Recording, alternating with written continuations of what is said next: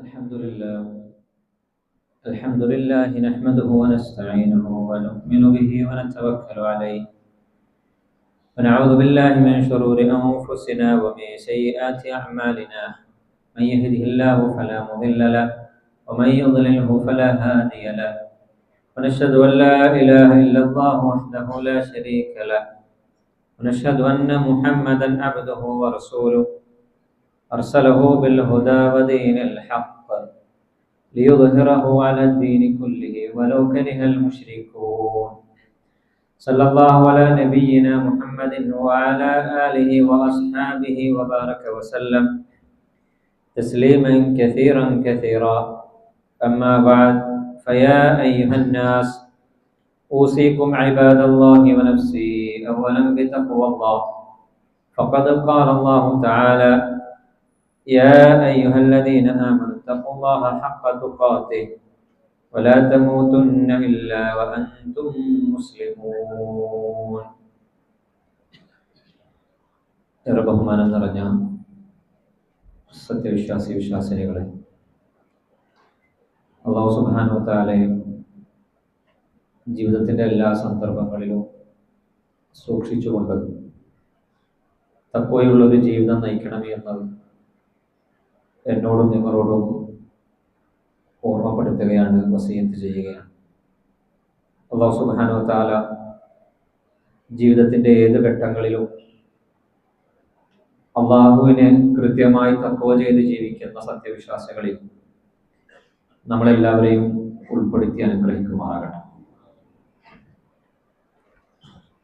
ഇസ്ലാമിക ചരിത്രത്തിൽ മറ്റൊരു അധ്യായം കൊണ്ടും പകരം വെക്കാൻ കഴിയാത്ത വലിയൊരു അധ്യായമാണ് ബദർ എന്ന് പറയുന്നത്. ബദറിന്റെ ആഴവും പരപ്പും വിശുദ്ധ ഖുർആൻ വായിക്കുമ്പോൾ തന്നെ നമുക്ക് മനസ്സിലാവും. യൗമുൽ ഫുർഖാൻ, ഖുർആൻ ബദറിനെ സംബന്ധിച്ച് പറഞ്ഞത് ഒരു ദിവസത്തെ ചൂണ്ടിക്കാണിച്ചുകൊണ്ടാണ്. യൗമുൽ ഫുർഖാൻ, ആ ദിവസം സത്യവും അസത്യവും വേർതിരിഞ്ഞ ദിവസമാണ്. ബദറിന്റെ പ്രാധാന്യവും ബദറിൽ പങ്കെടുത്തവരുടെ മഹത്വവും അറിയാൻ ഒരൊറ്റ ഹദീസ് നമ്മൾ പഠിച്ചാൽ മതി.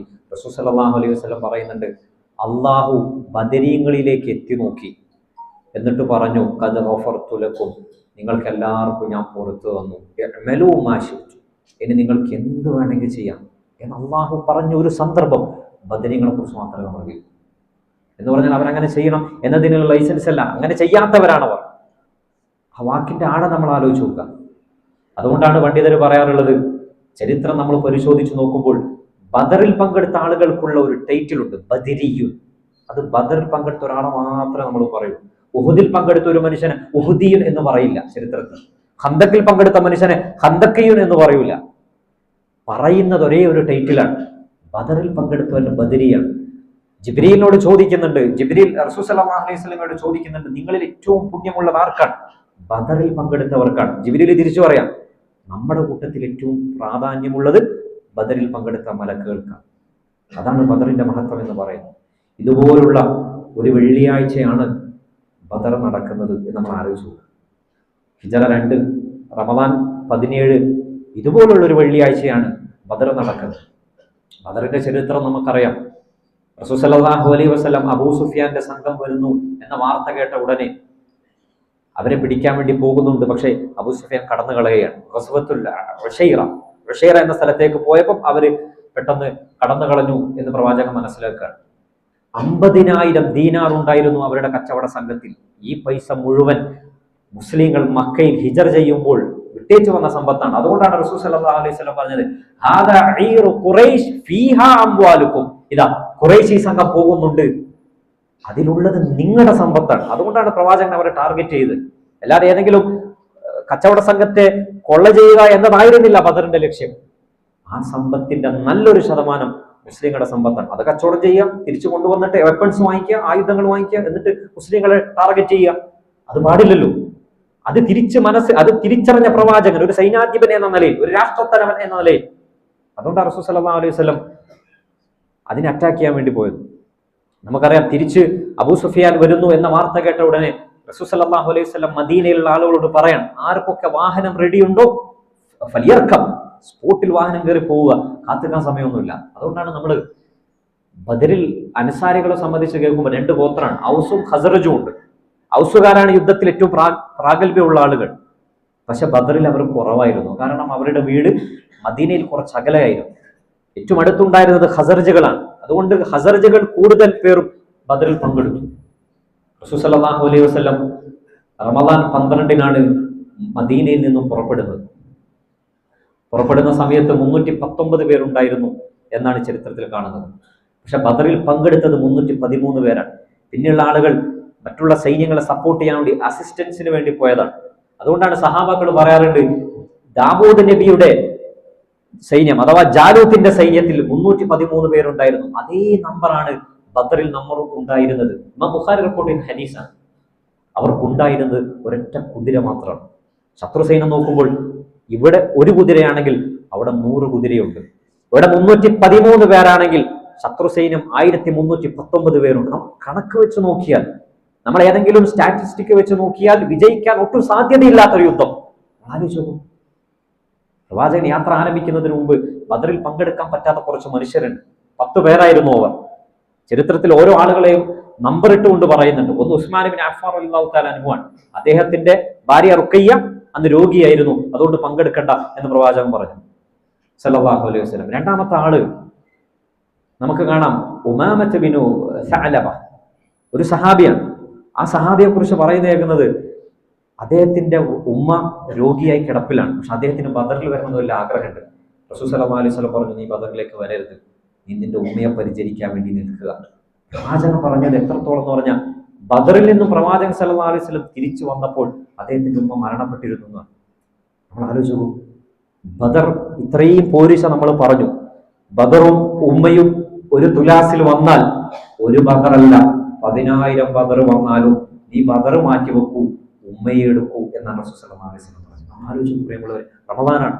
നമ്മുടെ കൂട്ടത്തിൽ നമ്മുടെ ഉമ്മമാർക്ക് രോഗമുള്ളവരുണ്ടാവാം, പ്രയാസമുള്ളവരുണ്ടാവാം, ആശുപത്രിയിലുള്ളവരുണ്ടാവാം. എത്ര തറാവീഹ് കൂട്ടി വെച്ചാലും, എത്ര റമദാൻ കൂട്ടി വെച്ചാലും ബദർ തൂക്കിയിട്ടായില്ലല്ലോ. നിങ്ങൾ അതൊക്കെ മാറ്റിവെക്കൂ, ഉമ്മയെ എടുക്കൂ, ഉമ്മയെ പരിഗണിക്കൂ എന്ന് പറഞ്ഞാൽ ആ ഉമ്മയോട് എന്ന് പറയാൻ നമുക്ക് കഴിയും. ആ ഉമ്മ ഞാൻ നോക്കുന്നില്ല, അനിയൻ നോക്കട്ടെ എന്ന് പറയാൻ കഴിയും. ഞാൻ ഈ മാസം പൈസ അയച്ചല്ലോ, ഞാൻ അടുത്ത മാസം അയക്കണ്ട എന്ന് പറയാൻ നമുക്ക് കഴിയും. ആ സഹാബിയോട് പറഞ്ഞത്, ഇനി ബദറിലേക്ക് വരണ്ട, ഈ ഉമ്മയുടെ അടുത്തേക്ക് പോയിക്കോന്ന്. മൂന്നാമത്തെ ആള് ദുൽഹത്ത് ബിൻ ഉബൈദില്ലാഹ് റളിയല്ലാഹു തആല അൻഹു. അദ്ദേഹത്തിന് ബദറിൽ പങ്കെടുക്കാൻ പറ്റിയില്ല. ഫേമസ് ആയ സഹാബിയാണ്, പക്ഷെ അദ്ദേഹം ബദരിയല്ല. അദ്ദേഹത്തിന് ബദർ നഷ്ടപ്പെട്ടതിലുള്ള വേദന ജീവിതകാലം മുഴുവൻ ഉണ്ടായിരുന്നു. അദ്ദേഹം ഇങ്ങനെ പറയായിരുന്നു, ബദർ എനിക്ക് മിസ്സായി പോയല്ലോ. നമ്മൾ ഏതെങ്കിലും നല്ല അമലുകൾ മിസ്സായി പോയാൽ, ഇഷായിന്റെ ജമാഅത്ത് പോയല്ലോ, നമുക്ക് സങ്കടം വരാറില്ലല്ലോ. റമദാൻ 15 കഴിഞ്ഞല്ലോ, 15 ഞാനൊന്നും ചെയ്തില്ലല്ലോ എന്ന സങ്കടം നമുക്ക് ഉണ്ടാവാറില്ലല്ലോ. ത്വൽഹത്ത് ഇബ്നു ഉബൈദില്ലക്ക് ബദർ നഷ്ടപ്പെട്ടത് വലിയ വേദനയായിരുന്നു.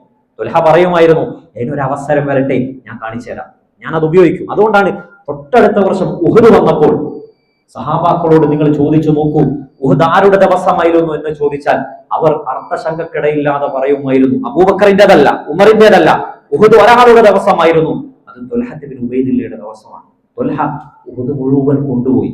ഉഹദിനെ ആറ്റിക്കുറിക്ക് വായിച്ചെടുക്കുമ്പോൾ നിങ്ങൾ കാണുന്ന ചരിത്രത്തിലെ വരികൾ, ചില അക്ഷരങ്ങൾ കൂട്ടി വായിച്ചാൽ നിങ്ങൾക്ക് വായിക്കാൻ കഴിയുന്ന പേര് ത്വൽഹത്ത് ഇബ്നു ഉബൈദില്ലയുടെ പേരാണ്. അത്രമാത്രം ഉണ്ടായിരുന്നു ഉഹദിൽ ത്വൽഹത്ത് ഇബ്നു ഉബൈദില്ല. നമ്മൾ ആലോചിച്ച് നോക്കേണ്ടത്, ഒരു അവസരം നഷ്ടപ്പെട്ടാൽ മനസ്സിന് ആത്മാർത്ഥമായ വേദന ഉണ്ടാകണം. അതിനേക്കാൾ ഉപയോഗപ്പെടുത്താൻ അള്ളാഹു മറ്റൊരു അവസരം തരും. പക്ഷെ നമുക്ക് വേദനയില്ല, നമുക്ക് സങ്കടമില്ല, നമുക്ക് നഷ്ടപ്പെട്ട നന്മകളെ ഓർത്തിട്ട് സങ്കടമോ ദുഃഖമോ ഇല്ലാത്തത് കൊണ്ട് അതിനേക്കാൾ വലിയ നന്മ ചെയ്യാൻ നമുക്ക് തൗഫീഖ് കിട്ടുന്നില്ല. നമ്മൾ ആലോചിക്കണം. റസൂൽ സല്ലല്ലാഹു അലൈഹി വസല്ലം യാത്ര ആരംഭിച്ചു.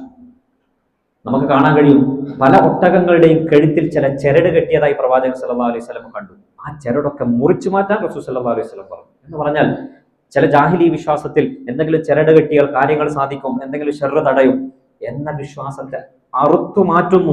എവിടെ? ബദർ തുടങ്ങിയിട്ട് പോലുമില്ല, ബദറിലേക്ക് പോവാണ്.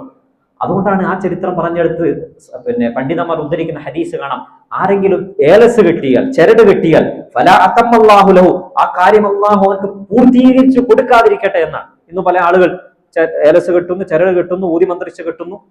പലപ്പോഴും ഈ ചരടാണ് ഈ ഷർറിൽ നിന്ന് നമ്മളെ തടയുന്നത് എന്ന് പോലും ആളുകൾ വിശ്വസിക്കുന്നുണ്ടെങ്കിൽ പ്രിയമുള്ളവരെ നമ്മൾ പഠിച്ചോളൂ, നമ്മുടെ തൗഹീദ് തന്നെ പൊളിഞ്ഞുപോയി.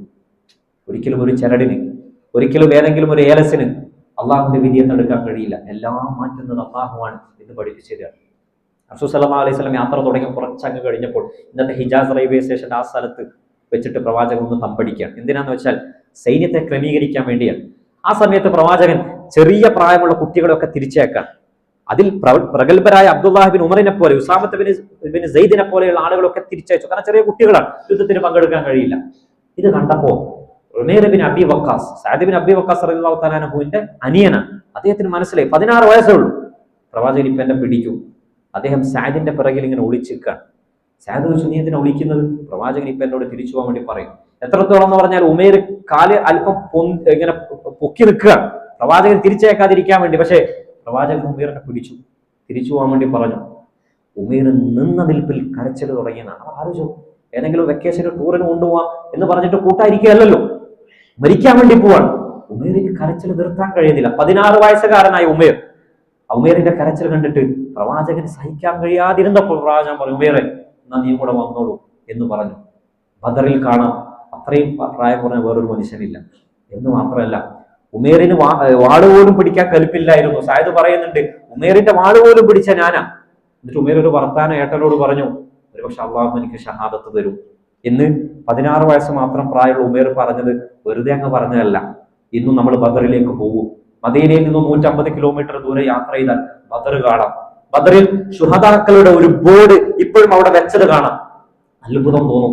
ആ ശുഹദാക്കളിൽ ഒന്നാമത് എഴുതിയ പേര് വായിച്ചു നോക്കുമ്പോൾ നമ്മുടെ മനസ്സൊന്ന് കിടുങ്ങും.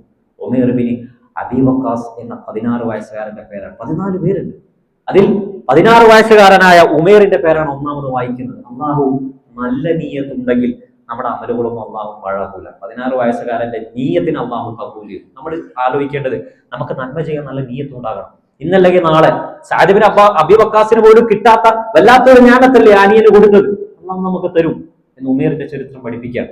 റസൂൽ സല്ലല്ലാഹു അലൈഹി വസല്ലം സൈന്യവുമായി മുന്നോട്ട് പോകുമ്പോൾ സഹാബാക്കൾക്ക് ഒട്ടും കഴിയുന്നില്ല, അവർ നന്നേ ക്ഷീണിച്ചിരുന്നു. പ്രവാചകൻ അവരോട് നോമ്പ് മുറിക്കാൻ വേണ്ടി പറഞ്ഞു. നമ്മൾ ആലോചിക്കണം, പലപ്പോഴും നമ്മുടെ തെറ്റിദ്ധാരണ സഹാബാക്കൾ പലപ്പോഴും നോമ്പെടുത്ത് ബദർ ചെയ്തു എന്നാണ്. അല്ല, പ്രവാചകൻ സല്ലല്ലാഹു അലൈഹി വസല്ലം സഹാബാക്കളോട് നോമ്പ് മുറിക്കാൻ പറഞ്ഞു. ഇവിടെ നമ്മൾ പഠിക്കേണ്ടത് എന്താ വെച്ചാൽ, ഇസ്ലാം എന്ന് പറയുന്നത് അത്ര കാർക്കശ്യമുള്ള മതമൊന്നുമല്ല. നിങ്ങൾക്ക് നോമ്പ് മുറിക്കാൻ അവസരങ്ങളും ചില എക്സ്ക്യൂസുകളും ഉണ്ട്. അത് ഉപയോഗപ്പെടുത്തി മുറിക്കാൻ പ്രവാചകൻ സല്ലല്ലാഹു അലൈഹി വസല്ലം പറഞ്ഞു. അവർ നോമ്പ് മുറിച്ചു. തീരെ കഴിയാത്ത സഹാബാക്കൾ, അവരുടെ കൂട്ടത്തിൽ 3 ആളുകൾ, ഒരൊട്ടകം മാത്രമേ ഉള്ളൂ, കാര്യമായ ആയുധങ്ങളൊന്നുമില്ല. അവരുടെ പട്ടിണിയും പരിവട്ടവും കണ്ടിട്ട് റസൂൽ സല്ലല്ലാഹു അലൈഹി വസല്ലം ആകാശത്തേക്ക് കൈയുയർത്തി പ്രാർത്ഥിച്ച പ്രാർത്ഥന നമുക്ക് കാണാൻ കഴിയും. അല്ലാഹുമ്മ ഇന്നഹും ജിയാഉൻ, അല്ലാഹുവേ പട്ടിണി അനുഭവിക്കുന്ന പാവങ്ങളാണ്.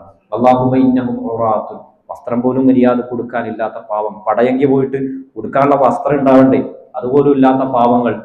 റസൂൽ സല്ലല്ലാഹു അലൈഹി വസല്ലം ഇതേ റമദാനിൽ ആത്മാർത്ഥമായി പ്രാർത്ഥിച്ചു.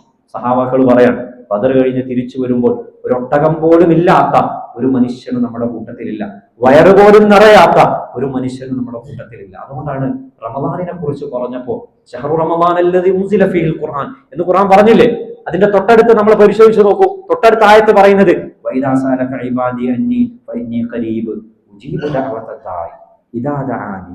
റമദാനെ കുറിച്ച് പറഞ്ഞിട്ട് പറയാം, നിങ്ങൾക്ക് എന്ത് വിഷമമുണ്ടെങ്കിലും നിങ്ങൾ എന്നോട് ചോദിച്ചോളൂ. ഉജീബു ദഅവത ദാഇ, അങ്ങനെ ദുആ ചെയ്യുന്നവൻ ചെയ്യുന്നത് ആത്മാർത്ഥമായിട്ടാണെങ്കിൽ ഞാൻ അവന് ഉത്തരം നൽകും എന്ന് വിശുദ്ധ ഖുർആൻ പറയും. യുദ്ധം ആരംഭിക്കുന്നതിന് തൊട്ടു മുമ്പ് അബൂ സുഫിയാൻ ഒരു വാർത്ത കിട്ടി, ഇതാ മുഹമ്മദ് കൂട്ടരും എന്നെ പിടിക്കാൻ വരുന്നുണ്ട്. അബൂ സുഫിയാൻ മക്കയിലേക്ക് ഒരു ലംലം അമറിന്റെ കയ്യിൽ ഒരു കത്ത് വിടുകയാണ്. ലംലം മക്കയിലേക്ക് എത്തുന്നതിന് തൊട്ട് 3 ദിവസം മുമ്പ് ആത്തിക എന്ന് പറയുന്ന റസൂൽ സല്ലല്ലാഹു അലൈഹി വസല്ലമയുടെ അമ്മായി ഒരു സ്വപ്നം കാണുന്നുണ്ട്. ആത്തിക എന്ന് പറഞ്ഞാൽ നമ്മൾ പഠിക്കണം ചരിത്രം.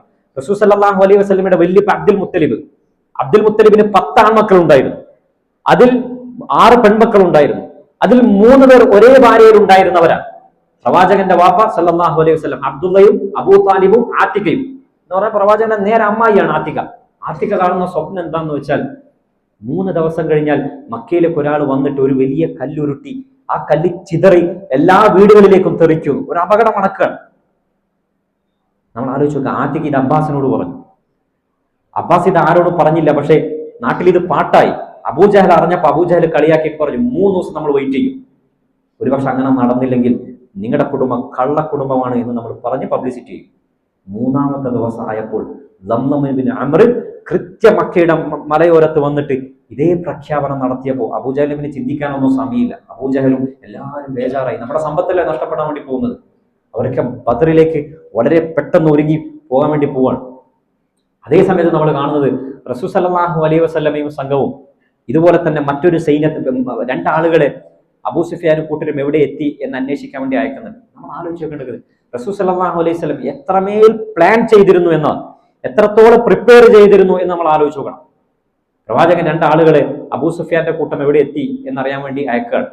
അവർ ആ സ്ഥലത്തെത്തിയപ്പോൾ ഒന്നും ചോദിക്കാൻ കഴിയില്ലല്ലോ. മനുഷ്യരോട് ചോദിച്ചാൽ ഇത് മുഹമ്മദിന്റെ സംഘാണെന്ന് തിരിച്ചറിയുമല്ലോ. അവരൊരു വെള്ളക്കെട്ടിന്റെ അടുത്ത് വന്നിട്ട് വെള്ളം കുടിക്കുന്ന സമയത്ത് രണ്ട് പെൺകുട്ടികൾ സംസാരിക്കുന്നവർ കേൾക്കുന്നുണ്ട്. ഞാൻ നിനക്ക് പൈസ തരാനുണ്ടല്ലോ, 2 ദിവസം കഴിഞ്ഞ് ഒരു കച്ചവട സംഘം ഇവിടെ എത്തും, ആ സമയത്ത് പൈസ തരാം.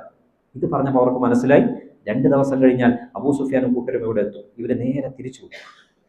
ഇതേ ഗ്യാപ്പിൽ അബൂ സുഫിയാനും ഇതേ സ്ഥലത്ത് അന്വേഷിക്കാൻ വേണ്ടി വരികയാണ്. അബൂ സുഫിയാൻ അവിടെ ഒരു മനുഷ്യനെ കാണുന്നുണ്ട്. ചോദിച്ചു, മുഹമ്മദിന്റെ ആരെങ്കിലും ഇവിടെ വന്നിട്ടുണ്ടോ?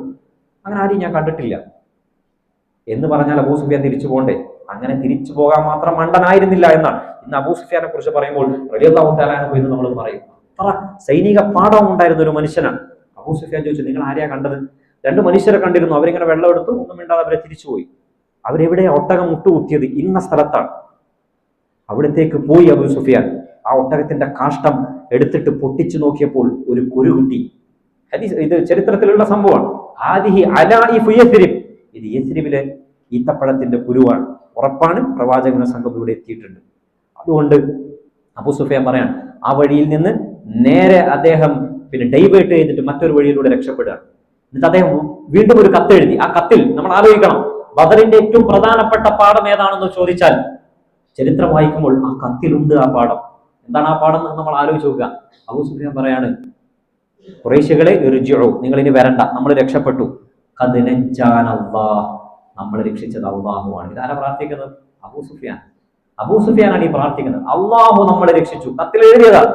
അപ്പൊ അല്ലാഹു ആരാണ് എന്ന വിഷയത്തിൽ അവർക്ക് തർക്കമൊന്നുമില്ല. അല്ലാഹുവാണ് രക്ഷിക്കുന്നത് എന്ന വിഷയത്തിൽ അവർക്ക് തർക്കമില്ല. പക്ഷെ അള്ളാഹുവിനോട് ദുആ ചെയ്യുന്നത് പോലെ വേറെ കുറെ മനുഷ്യരോട് ദുആ ചെയ്യും. അതുകൊണ്ടാണ് ബദർ ഉണ്ടായത്. അള്ളാഹുവിനോട് ചോദിക്കുന്നത് പോലെ, അള്ളാഹുവിനോട് തവക്കുൽ ചെയ്യുന്നത് പോലെ, അള്ളാഹുവിനോട് വേദനകൾ പറയുന്നത് പോലെ തങ്ങന്മാരോട് പറയാൻ, ഖബർസ്ഥാനുകളിലേക്ക് പോവാൻ, വലിയനെ കാണാൻ, മുഹീദ്ദീൻ ശൈഖിനോട് പ്രാർത്ഥിക്കാൻ, ഇതേ ബദറിൽ മരണപ്പെട്ട ബദരീങ്ങളുടെ പേരിൽ നേർച്ച ചെയ്യാൻ നമ്മൾ ആലോചിച്ചു. പ്രിയമുള്ളവരെ, നമ്മുടെ ആവലാദികൾ ഒരു ബദരിയോടല്ല പറയേണ്ടത്. ആ ബദരീങ്ങൾ ഏതിനു വേണ്ടിയാണോ പോരാടിയത്. അതുകൊണ്ടാണ് ഞാൻ പറഞ്ഞത്, ബദറിന്റെ സന്ദേശമുണ്ട് അബൂ സുഫിയാന്റെ 2 വരി. ഖദ് നജ്ജാനല്ലാഹ്, അള്ളാഹു രക്ഷിച്ചു എന്ന ബോധ്യം അബൂ സുഫിയാനുണ്ട്. പക്ഷേ അള്ളാഹിന്റെ കൂടെ വേറെ കുറെ ഇലാഹുകളെ, വേറെ കുറെ ശക്തികളെ കരുതി എന്നതാണ് അപകടം. അബൂ സുഫിയാൻ രക്ഷപ്പെട്ടു എന്ന വാർത്ത റസൂൽ സല്ലല്ലാഹു അലൈഹി വസല്ലം അറിയുന്നത് റമളാൻ 15 രാത്രിയാണ്. ഇനി 2 ദിവസം കൂടിയുള്ളൂ യുദ്ധം നടക്കാൻ. മാത്രമല്ല, പ്രവാചകൻ അറിയുന്നത് ഈ 50 പേർ അടങ്ങിയ അബൂ സുഫിയാന്റെ കൂട്ടത്തോടല്ല നമ്മൾ യുദ്ധം ചെയ്യേണ്ടി വരിക. അതിനേക്കാൾ എത്രയോ ഇരട്ടി വരുന്ന അബൂജഹലിന്റെ സംഘത്തോടാണ്. ഇനി എന്ത് ചെയ്യും? എടുത്തു ചാടിയ ഒരു ലീഡർ എന്ന നിലക്ക് റസൂൽ സല്ലല്ലാഹു അലൈഹി വസല്ലം തീരുമാനം എടുക്കുകയല്ല. പ്രവാചകൻ ഒരു മശൂറ വിളിക്കുന്നു, അഭിപ്രായം ചോദിക്കും. എന്ന് പറഞ്ഞാൽ ജീവിതത്തിന്റെ ഏറ്റവും പ്രതിസന്ധി ഘട്ടങ്ങളിൽ, ഏറ്റവും അത്യാവശ്യ ഘട്ടങ്ങളിൽ, എത്ര വലിയ പൊസിഷനിലിരിക്കുന്ന മനുഷ്യനായിക്കോട്ടെ, നമ്മുടെ കൂടെയുള്ളവർ, ഒരുപക്ഷെ അനുഭവ സമ്പത്തുള്ളവർ, അവരുമായി നമ്മൾ എന്ത് ചെയ്യണം? വശാവിറുഹും, ഖുർആൻ പറഞ്ഞാണ്, നിങ്ങൾ അവരോട് മശൂറ ചെയ്യും. എന്നിട്ട് ഒരു കാര്യം തീരുമാനിച്ചാൽ പിന്നെ നിനക്ക് ടെൻഷൻ ഉണ്ടാകരുത്. ഇന്നല്ലാഹ യുഹിബ്ബുൽ മുതവക്കിലീൻ, അല്ലാഹു അങ്ങനെ തവക്കുൽ ചെയ്യുന്ന ആളുകളെ ഇഷ്ടപ്പെടുന്നു എന്ന് ഖുർആൻ പറയുന്നത്. പ്രവാചകൻ ചോദിച്ചു, എന്ത് ചെയ്യും? ഉമർ പറഞ്ഞു, പ്രവാചകരെ ഒരു പ്രശ്നമല്ല, നമുക്ക് യുദ്ധം ചെയ്യാം. അബൂബക്കർ പറഞ്ഞു റളിയല്ലാഹു തആല അൻഹു. പക്ഷേ പ്രവാചകൻ അറിയേണ്ടിയിരുന്നത് മുഹാജിറുകളുടെ അഭിപ്രായം ആയിരുന്നില്ല, അൻസാരികളുടെ അഭിപ്രായം. പ്രവാചകൻ വെയിറ്റ് ചെയ്തു. അൻസാരിയായ സഹാബി സഅദ് ഇബ്നു മുആദ് റളിയല്ലാഹു തആല അൻഹു എഴുന്നേറ്റ് പറഞ്ഞു, പ്രവാചകരെ, നമ്മളെയാണ് അങ്ങ് ഉദ്ദേശിക്കുന്നതെങ്കിൽ ഒരു ബേജാറും വേണ്ട, താങ്കൾ കടലിലേക്ക് എടുത്തു ചാടിയാലും ശരി, നമ്മളും ചാടാൻ റെഡിയാണ്. എന്തേ ഇല്ലത്ത്? എന്താ കാരണം? പ്രവാചകൻ എന്നൊന്നും നമ്മൾ ചോദിച്ചിട്ട് അതിന്റെ ലോജിക്ക് അന്വേഷിക്കാൻ നിൽക്കൂല. പ്രവാചക ചാടിയെങ്കിൽ നമ്മളും ചാടും എന്നാണ് പറഞ്ഞത്. ഇത് കേട്ടപ്പോൾ റസൂൽ സല്ലല്ലാഹു അലൈഹി വസല്ലമയുടെ മുഖം സന്തോഷിച്ചു. നമ്മളിവിടെ പോസ് ചെയ്ത് വായിക്കേണ്ടത്, നമ്മുടെ ചില വാക്കുകൾ ചില ആളുകളെ സന്തോഷിപ്പിക്കും. അവരുടെ മുഖം ചിരിക്കും, അവരുടെ മുഖത്തിന് വല്ലാത്ത സന്തോഷം ഉണ്ടാവും. ഈ റമളാനാണല്ലോ, നമ്മൾ ആലോചിച്ച് നോക്കൂ, നമ്മുടെ ഏതെങ്കിലും നല്ല വാക്കുകൊണ്ട് ഏതെങ്കിലും മനുഷ്യന് സന്തോഷിച്ചിട്ടുണ്ടോ? നമ്മുടെ വാക്കുകൾ കൊണ്ട് എത്രയോ മനുഷ്യരുടെ ചിരിയാണ് അവസാനിച്ചു പോയത്. നമ്മുടെ വാക്കുകൾ കൊണ്ട് എത്രയോ നല്ല ബന്ധമാണ് അറ്റുപോയിട്ടുള്ളത്. നമ്മുടെ വാക്കുകൾ ബന്ധങ്ങൾ ചേർക്കുന്നതായാൽ നമ്മുടെ വാക്കുകൾ കൊണ്ട് ഏതെങ്കിലും ഒരു മനുഷ്യൻ, അതുകൊണ്ടല്ലേ റസൂൽ സല്ലല്ലാഹു അലൈഹി വസല്ലം പറഞ്ഞത്, നിങ്ങൾ ഈ മസ്ജിദുൻ നബവിയിൽ ഒരുപാട് എത്തിക്കാഫൊന്നും ഇരിക്കണ്ട, നിങ്ങൾ ഈ പള്ളിയിൽ നിന്ന് ഇറങ്ങും, എന്നിട്ട് തെറ്റിയിരിക്കുന്ന മനുഷ്യനെ നന്നാക്കൂ.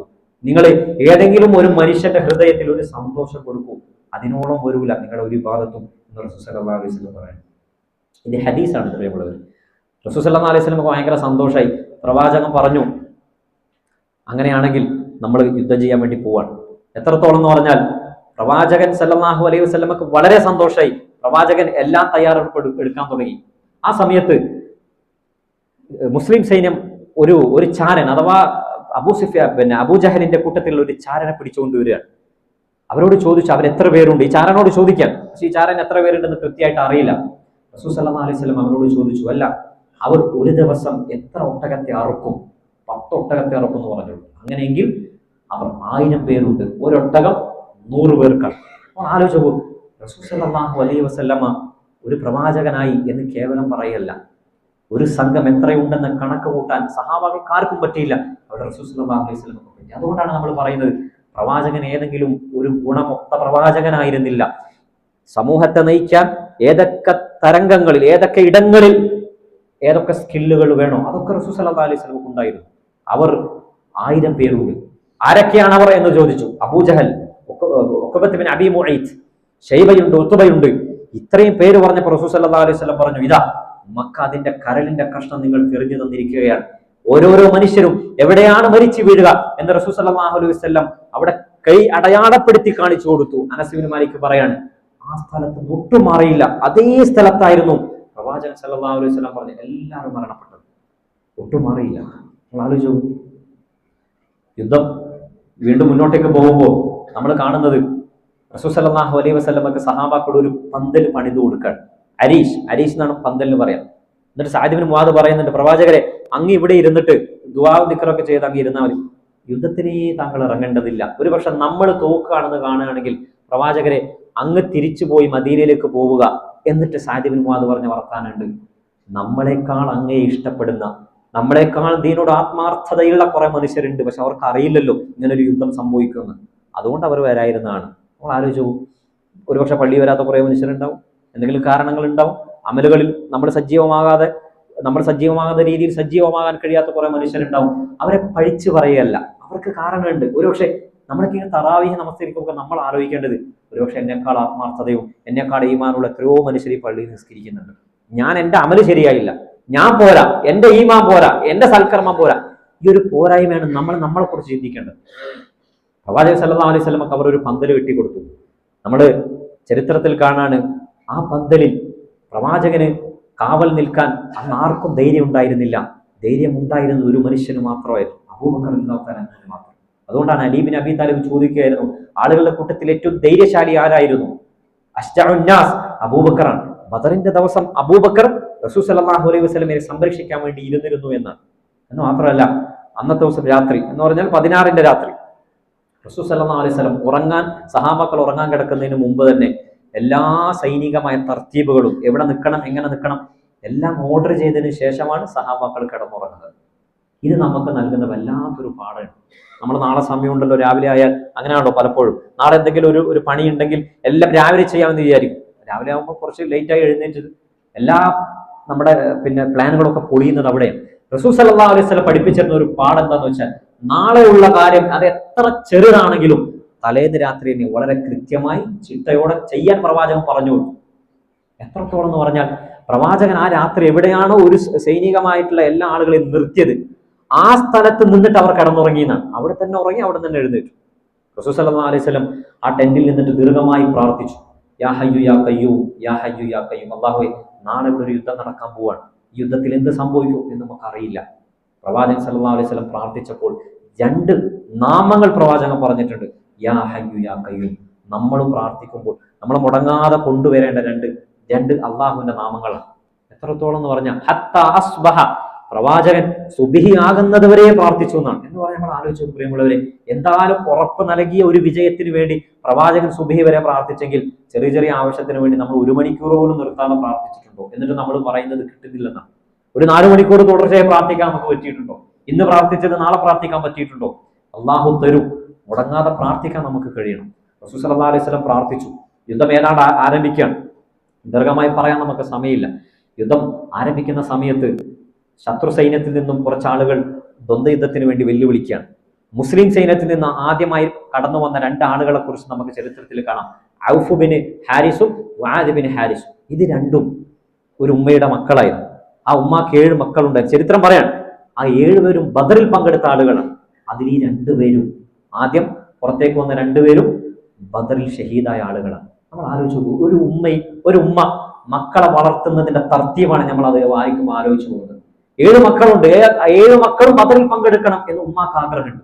നമ്മുടെ 7 മക്കളുണ്ടെങ്കിൽ ആ 7 മക്കളും ദീനീയായ മേഖലയിൽ ഉണ്ടാകണം എന്ന് നമുക്ക് ആഗ്രഹം ഉണ്ടാകണം. 2 ഹാഫിദ് ആയിക്കോട്ടെ, ബാക്കിയുള്ളവർ ഡോക്ടർ ആയിക്കോട്ടെ എന്ന് പറയുന്നതിൽ തെറ്റൊന്നുമില്ല. പക്ഷെ ചില ഫാമിലി നമ്മൾ കാണാം എല്ലാ ആളുകളും ദീനിന്റെ മേഖലയിൽ ഉണ്ട്. അത് ഒരുപക്ഷെ ഭൗതികമായ മേഖല ഏതായാലും ദീനിന്റെ മേഖലയിൽ ഉറച്ചു നിൽക്കാൻ കഴിയുന്നുണ്ട്. ബദർ പഠിപ്പിച്ചിരുന്ന ഒരു പാഠം അങ്ങനെയാണ്. ബദർ യുദ്ധം തുടങ്ങി. ആ സമയത്ത് സഹാബാക്കളിൽ പല ആളുകളായും മരണപ്പെട്ട് പോകാൻ തുടങ്ങി. ആ സമയത്ത് ഹാരിസത്ത് ബിൻ സുറാഖ എന്ന് പറയുന്ന ഒരു സഹാബി മരണപ്പെടുന്നുണ്ട്. ചരിത്രം കാണാം, ആ സഹാബി ബദറിൽ പങ്കെടുത്ത മനുഷ്യൻ പോലും ആയിരുന്നില്ല. മറിച്ച് ബദറിൽ ആളുകൾക്ക് വെള്ളമെടുക്കാൻ വേണ്ടി അങ്ങനെ ഒരു നല്ലാറ, ആ യുദ്ധം ദൂരെ നിന്ന് വീക്ഷിക്കാൻ വേണ്ടി മാത്രം ചുമതലപ്പെടുത്ത ഒരു സഹാബിയാണ്. ആ സഹാബി മരിച്ചപ്പോൾ റസൂൽ സല്ലല്ലാഹു അലൈഹി വസല്ലം പറയുന്ന ഒരു വർത്താനമുണ്ട്, അദ്ദേഹത്തിന് അള്ളാഹു കൊടുക്കാൻ പോകുന്നത് ജന്നാത്തുൽ ഫിർദൗസ് ആണ്. ഏത് യുദ്ധം പോലും ചെയ്യാതെ ദൂരെ നിന്ന് നോക്കിയ ഒരു ബദരിക്ക് കിട്ടിയ കൂലി അതാണെങ്കിൽ ബദറിൽ പങ്കെടുത്ത് ഷഹീദായ ആളുകളുടെ കൂലി എത്ര വലുതായിരിക്കും ആലോചിച്ചു. എന്ന് പറഞ്ഞാൽ നന്മയുടെ ഒരു ഭാഗത്ത് നമ്മൾ നിന്നാൽ ആ നന്മയുടെ കൂലി നമുക്ക് കിട്ടും എന്നതുപോലെ തിന്മയുടെ കൂട്ടത്തിൽ ഏതെങ്കിലും ഒരു ഭാഗത്താണ് നമ്മളെങ്കിൽ ആ തിന്മയും നമുക്ക് കിട്ടും. നമ്മുടെ ചങ്ങായിമാര് ചെയ്യുകയാണല്ലോ, നമ്മുടെ സമൂഹം, നമ്മുടെ ഫാമിലി ചെയ്യുകയാണല്ലോ എന്ന് പറഞ്ഞ് നിസാരപ്പെടുത്താൻ പറ്റൂല. ചെയ്യുന്നത് അവരാണെങ്കിലും അതിന്റെ ഓരത്തുണ്ടോ നമുക്കും ആ തിന്മ കിട്ടും എന്നുള്ള ബേജാറ് വേണം. ബദർ നമുക്കറിയാം, വിശാലമായി പറയുന്നില്ല, അള്ളാഹു സഹായം ചെയ്ത ഒരു യുദ്ധമാണ്.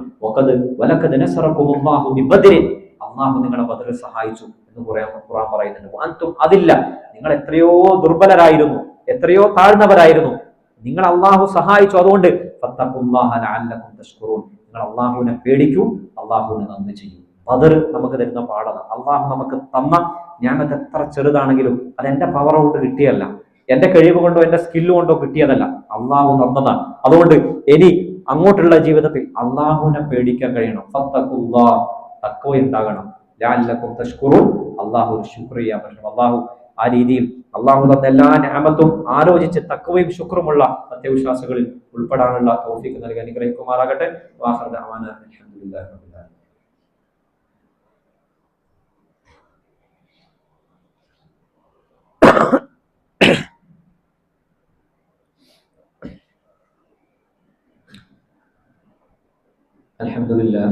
الحمد لله الواحد الأحد الذي لم يلد ولم يولد ولم يكن له كفوا أحد. صلى الله على نبينا محمد وعلى آله وأصحابه الأبرار. وقد قال الله تعالى: يا أيها الذين آمنوا اتقوا الله وقولوا قولا سديدا يصلح لكم أعمالكم ويغفر لكم ذنوبكم ومن يطع الله ورسوله فقد فاز فوزا عظيما. അല്ലാഹു സുബ്ഹാനഹു വ തആലയും ജീവിതത്തിന്റെ എല്ലാ സന്ദർഭങ്ങളിലും സൂക്ഷിക്കണമെന്ന് ഒരിക്കൽ കൂടി ഓർമ്മപ്പെടുത്തുകയാണ്, വസിയത്ത് ചെയ്യുകയാണ്. ബദർ കഴിഞ്ഞിട്ട് റസൂൽ സല്ലല്ലാഹു അലൈഹി വസല്ലമയും സഹാബാക്കളും ബദറിന്റെ വിജയത്തിൽ വല്ലാതെ സന്തോഷിച്ചിരിക്കുന്ന ഒരു സമയമാണ്. കാരണം മുസ്ലിങ്ങൾ ഒട്ടും വിചാരിക്കാത്ത വലിയൊരു വിജയം കിട്ടിയപ്പോൾ എല്ലാ ആളുകളും സന്തോഷിച്ചു. പക്ഷെ നമ്മൾ അതോടൊപ്പം ചേർത്ത് വായിക്കേണ്ട ഒരു ചരിത്രം, ഇതേ സന്തോഷിച്ച പ്രവാചകൻ സല്ലല്ലാഹു അലൈഹി വസല്ലം മദീനയിലെത്തിയ ഉടനെ കേൾക്കുന്ന വാർത്ത എന്താണെന്ന് വെച്ചാൽ, ഉസ്മാൻ ബിൻ അഫ്ഫാന്റെ മകൾ റുഖയ്യ കല്യാണം കഴിച്ചു കൊടുത്തു. റുഖയ്യ പനിയാകുമ്പോഴാണല്ലോ ബദറിലേക്ക് പോകുന്നത്. ആ റുഖയ്യ മരണപ്പെട്ടു എന്ന വാർത്തയാണ്. നമ്മൾ ആലോചിച്ചു പോകും. എല്ലാ ആളുകളും സന്തോഷിക്കുന്ന സമയത്തും റസൂൽ സല്ലല്ലാഹു അലൈഹി വസല്ലമക്ക് അവിടെ സങ്കടം. ജീവിതം എന്ന് പറയുന്നത് അത്രയേ ഉള്ളൂ എന്ന് പ്രവാചകൻ കാണിക്കും. ഇന്നലെ സന്തോഷം ഉണ്ടാവും, നാളെ സങ്കടം ഉണ്ടാവും. ഒരുപക്ഷെ അത് കഴിഞ്ഞാൽ വീണ്ടും അള്ളാഹു എല്ലായ്പ്പോഴും സങ്കടം അങ്ങനെ ഉണ്ടാവില്ല, എല്ലായ്പ്പോഴും ദുഃഖം അങ്ങനെ ഉണ്ടാവില്ല. അതുകൊണ്ടാണ് ഫൈന്ന മഅൽ ഉസ്രി യുസ്ര, ഒരുപക്ഷെ പ്രയാസം ഉണ്ടാവും, അള്ളാഹു സന്തോഷം തരും. ഈ 2 ഘട്ടത്തിലും പടച്ചോനെ അള്ളാഹുവിനെ പേടിക്കാൻ നിങ്ങൾക്ക് കഴിയുന്നുണ്ടോ? അള്ളാഹുവിനെ പേടിക്കാൻ നിങ്ങൾക്ക് കഴിയുന്നുണ്ടോ? അള്ളാഹു പറഞ്ഞതുപോലെ കേൾക്കാൻ നിങ്ങൾക്ക് കഴിയുന്നുണ്ടോ? അള്ളാഹു ഒരുപക്ഷെ നിങ്ങളുടെ നിഅമത്ത് അള്ളാഹു തിരിച്ചു വിളിക്കും, അപ്പോഴും അള്ളാഹുവിനെ പേടിക്കാൻ. അള്ളാഹു നിങ്ങൾക്ക് നിഅമത്ത് തരും, അപ്പോഴും അള്ളാഹുവിനെ പേടിക്കാൻ കഴിയുന്നുണ്ടോ? അതുകൊണ്ടാണ് നമ്മൾ ആലോചിച്ച് നോക്കൂ, ബദറിൽ ഒരുപാട് സമ്പത്ത് മുസ്ലിങ്ങൾക്ക് കിട്ടി. ഗനീമത്ത് കിട്ടി. ഗനീമത്ത് ഓഹരി വെക്കുന്ന സമയത്ത് വലിയൊരു വിഷയം, തർക്ക വിഷയങ്ങൾ നടക്കാൻ തുടങ്ങി. നമ്മളാണ് കൂടുതൽ ചെയ്തത്, അങ്ങനെ സ്വാഭാവികമായിട്ട് പറയുമല്ലോ. വീതം വെക്കുമ്പോഴാണ് പ്രശ്നം ഉണ്ടാവുക. അതുവരെ നല്ല ഫാമിലി ആയിരുന്നു, ഉപ്പ മരിച്ചു, സ്വത്ത് വീതം വെക്കുമ്പോഴാണ് ഇല്ലാത്ത പ്രശ്നങ്ങളൊക്കെ ഉണ്ടാവുക. പാർട്ട്നേഴ്സ് ആയിരുന്നു കച്ചവടത്തിന്റെ, പിരിഞ്ഞു നോക്കും, അപ്പോഴാണ് പ്രശ്നം ഉണ്ടാവുക. ബദറിനെ പറ്റി വിശുദ്ധ ഖുർആൻ ഒരു അധ്യായം സംസാരിക്കുമ്പോൾ നമ്മൾ ആലോചിച്ച് നോക്കൂ. ആ അധ്യായത്തിന്റെ പേര് അൽ അൻഫാൽ, സ്വത്ത് എന്നാണ്. യുദ്ധത്തിന് കിട്ടിയ സ്വത്ത്. കാരണം ആ സ്വത്ത് കിട്ടിയപ്പോൾ കുറെ പ്രശ്നങ്ങൾ ഉണ്ടായി. പിന്നെ ആ സ്വത്ത് എങ്ങനെ ഡിവൈഡ് ചെയ്യണം എന്ന് പറയാൻ വേണ്ടിയാണ് ഒരു സൂറത്ത് തന്നെ അവതരിക്കുന്നത്. എന്ന് പറഞ്ഞാൽ അള്ളാഹു നമുക്ക് തന്ന സ്വത്തുണ്ട്, ആ സ്വത്ത് അള്ളാഹു തന്നതാണെന്ന് തിരിച്ചറിവ് നഷ്ടപ്പെടുന്ന ചില സന്ദർഭം ഉണ്ടാവും. യസ്അലൂനക അനിൽ അൻഫാൽ, ഈ സ്വത്ത് എവിടുന്നാ കിട്ടിയത് എന്നവർ ചോദിക്കുകയല്ലേ. ഖുലിൽ അൻഫാലു ലില്ലാഹി വറസൂൽ, ഇത് അള്ളാഹു നിങ്ങൾക്ക് തന്ന സ്വത്താണ്. റസൂൽ സല്ലല്ലാഹു അലൈഹി വസല്ലം വഴി നിങ്ങൾക്ക് കിട്ടിയ സ്വത്താണ്. പ്രിയമുള്ളവരെ, നമ്മുടെ ഒക്കെ കയ്യിൽ ഉള്ള പൈസ, നമ്മുടെ ഒക്കെ കയ്യിൽ ഉള്ള സമ്പത്ത്, ഇത് നമുക്ക് അങ്ങനെ വെറുതെ കിട്ടിയല്ല, അള്ളാഹു തന്ന സമ്പത്താണ്. ഇത് അള്ളാഹുവിന്റെ മാർഗത്തിൽ ചെലവഴിക്കാനുള്ള അവസരങ്ങളുണ്ടോ നമ്മൾ കൊടുക്കണം. ഇന്നും അത്തരം ഒരു അവസരം ഉന്നയിച്ചുകൊണ്ടാണ് ഞാൻ പറയുന്നത്. ഇന്ന് ഈ പള്ളിയുമായി ബന്ധപ്പെട്ട പരിപാലനത്തിന് വേണ്ടിയുള്ള കളക്ഷൻ ഇന്ന് ഈ റമദാനിൽ തന്നെ ഈ ദിവസം നടക്കുന്നുണ്ട്. നമ്മളാൽ കഴിയുന്നത്, നമ്മൾ നേരത്തെ പറഞ്ഞല്ലോ, ഈ തന്നത് അള്ളാഹു ആണെങ്കിൽ അള്ളാഹുവിന്റെ മാർഗത്തിൽ കൊടുക്കാനുള്ള ഒരു അവസരമാണ്. പരമാവധി ആളുകൾ അതുമായി സഹകരിക്കണം എന്ന് ഓർമ്മിപ്പിക്കുകയാണ്. അതുപോലെ ഈ വരുന്ന ഞായറാഴ്ച ളുഹറിന് ശേഷം വിജ്ഞാന സദസ്സുണ്ടായിരിക്കും. എല്ലാ ആളുകളും അതിൽ കൂടെ പങ്കെടുക്കാൻ ശ്രമിക്കണം എന്ന് ഓർമ്മിപ്പിക്കുകയാണ്. അള്ളാഹു നമ്മൾ ചെയ്ത എല്ലാ ചെറുതും വലുതുമായ എല്ലാ പാപങ്ങളും വിട്ടുകൊടുത്ത് മാപ്പാക്കി പെരുമാറാകട്ടെ. നമ്മൾ ഈ റമദാനിലും അല്ലാത്തപ്പോഴും ഒക്കെ ചെയ്യുന്ന എല്ലാ ചെറിയ നന്മകളും അള്ളാഹു സ്വീകരിച്ച് അതിന്റെ വലിയ പ്രതിഫലം കാണാനുള്ള സൗഭാഗ്യം നൽകി അനുഗ്രഹിക്കുമാറാകട്ടെ. നമ്മളിൽ രോഗങ്ങൾ കൊണ്ട്, കടങ്ങൾ കൊണ്ട് പ്രയാസപ്പെടുന്ന എല്ലാവരുടെയും ദുരിതങ്ങൾ അള്ളാഹു നീക്കി കൊടുക്കുമാറാകട്ടെ. നമ്മളിൽ മരണപ്പെട്ടു പോയ നമ്മുടെ മാതാപിതാക്കൾ, വേണ്ടപ്പെട്ടവർ, അവരുടെ പരലോക ജീവിതം അള്ളാഹു എളുപ്പമാക്കി കൊടുക്കുമാറാകട്ടെ. ഇന്ന് അറബ് ലോകത്ത് വലിയൊരു പ്രശ്നം നടന്നുകൊണ്ടിരിക്കുന്നുണ്ട്, നമുക്കറിയാം. സമാനമായി ഫലസ്തീനിൽ വർഷങ്ങളോളം പ്രശ്നത്തിലാണ്. അള്ളാഹു മുസ്ലിം സമൂഹത്തിന്റെ എല്ലാ പ്രശ്നങ്ങളും പരിഹരിച്ചു കൊടുക്കുമാറാകട്ടെ. ലോകത്തെമ്പാടും അള്ളാഹു സമാധാനവും സന്തോഷവും ഇത്മിനാനും നിലനിർത്തി അനുഗ്രഹിക്കുമാറാകട്ടെ. അള്ളാഹു നമ്മുടെ ജീവിതത്തിൽ, നമ്മുടെ കുടുംബത്തിന്, നമ്മുടെ സമ്പത്തിന്, നമ്മുടെ സമയത്തിന്, നമ്മുടെ സമാധാനത്തിന് എല്ലാവിധ ഖൈറു ബറകാത്തുകളും നൽകി അനുഗ്രഹിക്കുമാറാകട്ടെ. ഈമാനോടുകൂടി ജീവിച്ച് ഈമാനോടുകൂടി മരിച്ച് നാളെ ജന്നാത്തുൽ ഫിർദൗസിൽ ഒരുമിച്ച് കൂടാൻ അള്ളാഹു നമ്മളെയൊക്കെ അനുഗ്രഹിക്കുമാറാകട്ടെ.